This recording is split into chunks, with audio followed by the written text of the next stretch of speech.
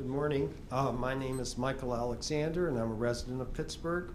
Although I support the eventual introduction of an honor system for fare payment on public transit, I also share concerns as to how it could impact many residents of Allegheny County. The context is that in 2017, we can no longer depend on the federal government as the guarantor of civil rights and civil liberties, and we have to turn to local and state governments to protect them. That includes the Port Authority as an agency of Allegheny County.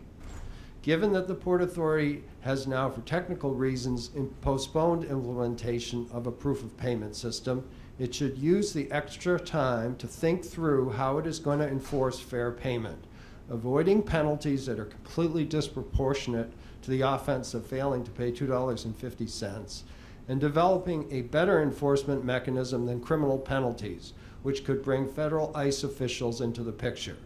No one wants to deport anyone or break up families over a fair payment issue. This topic is a personal one for me because my parents came to this country as immigrants and in fact as refugees, and I came to understand how tenuous their lives had been. When it comes to fair enforcement, good alternatives to the criminal justice system are available, such as turning over the collection of unpaid fares to a bill collector. I would like to put forward for your consideration the analogy with parking and parking tickets.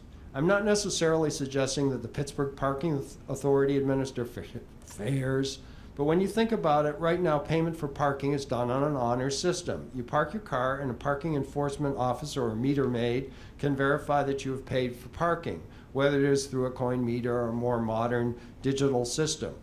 While we can't put a Denver boot on a scofflaw when it comes to public transit, certainly a civil procedure can be found to go after any passengers who amass many violations. And as with parking, you have to build in some allowance for the possibility that a particular metering device or validation machine may not be working properly. On the issue of weapons, whether or not fare inspectors are Port Authority police, I cannot see any reason why they need to be armed. Surely they're not going to fire a gun within the close confines of a crowded transit vehicle. Modern progressive policing calls for de-escalating situations, and you don't de-escalate a question about payment of a T-fare by pulling out a gun. To return to the parking analogy, Pittsburgh parking enforcement officials do their job unarmed. The case for an honors fare system is so compelling that other transit systems in the state, such as SEPTA, must be at least thinking about it.